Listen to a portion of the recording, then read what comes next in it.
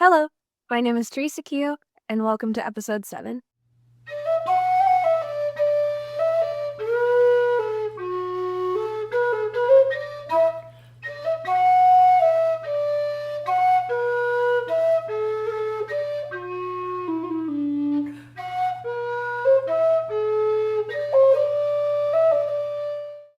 Today is mid-August, but we are here to talk about what was worked on and finished in July 2026.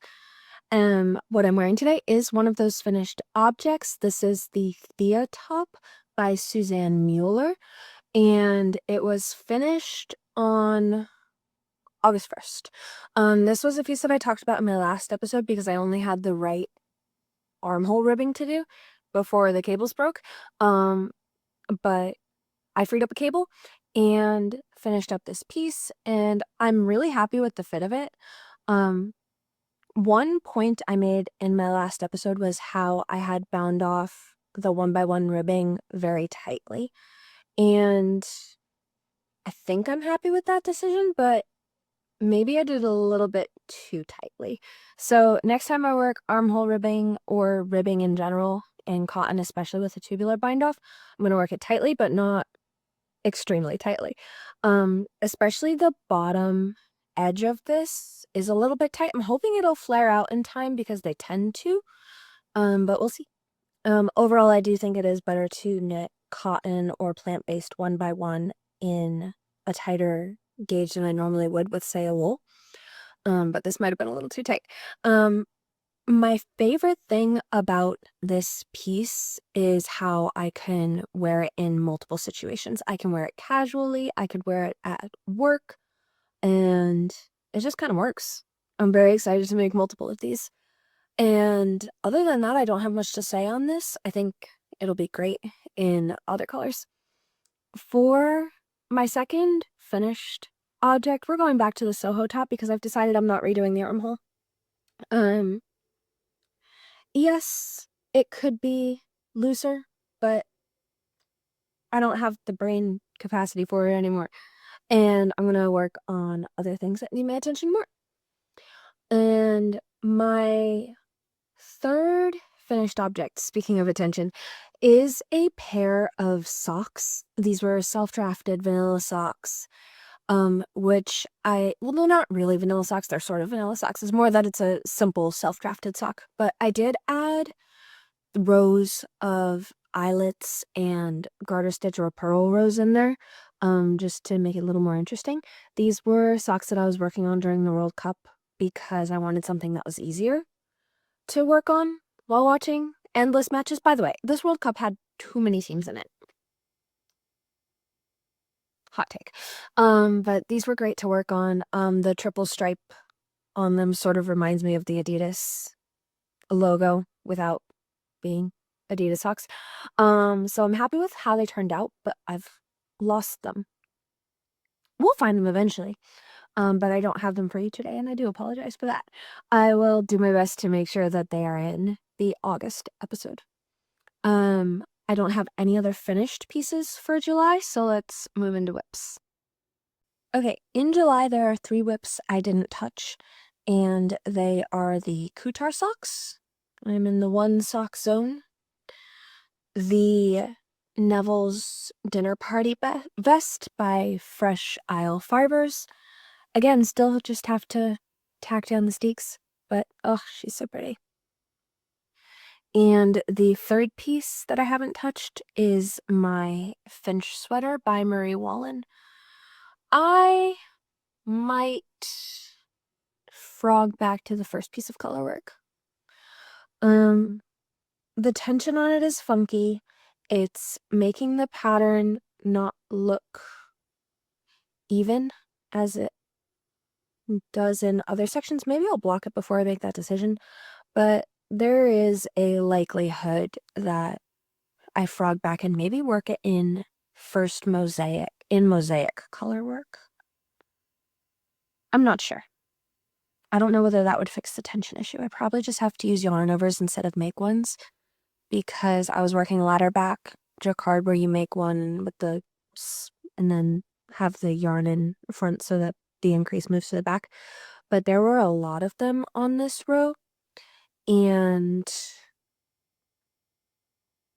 I think it pulled the fabric too tightly. So if I end up frogging back, I'm thinking that the plan is to work the background color in Mosaic and then do the color work either in Mosaic or two-handed, because I don't think that the background color won't have any floats that I need to catch, so I can just slip and knit.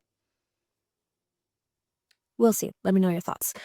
Still definitely going to go back and pick this up at some point in time, but not for a while for reasons that I'll talk about soon.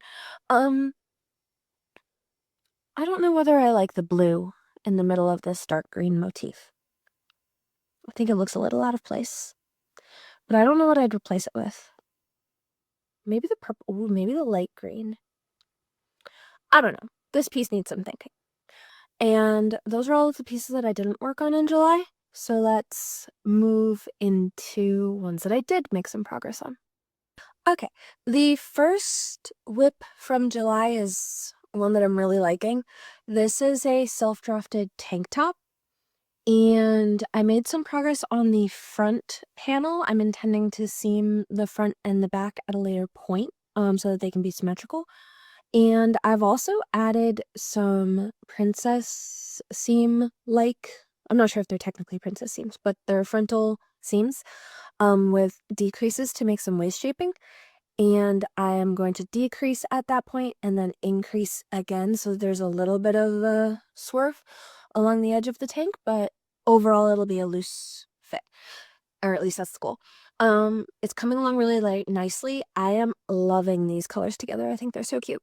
But I haven't touched it in August yet, and we'll talk about that later. The second one I want to talk about is a sock that I'm making for my husband. It is, or it's creative. This is a creative endeavor. There were some technical elements of it that I have written out in my Ravelry, so feel free to check that, to really fit nicely to his feet. And I have a theory about heel flaps. We'll see. I if you look at a foot, the front of your ankle has a really distinct point where it starts getting bigger. In my mind, I think that's where a heel flap should start, because that's where you'll start to need extra room in your gusset.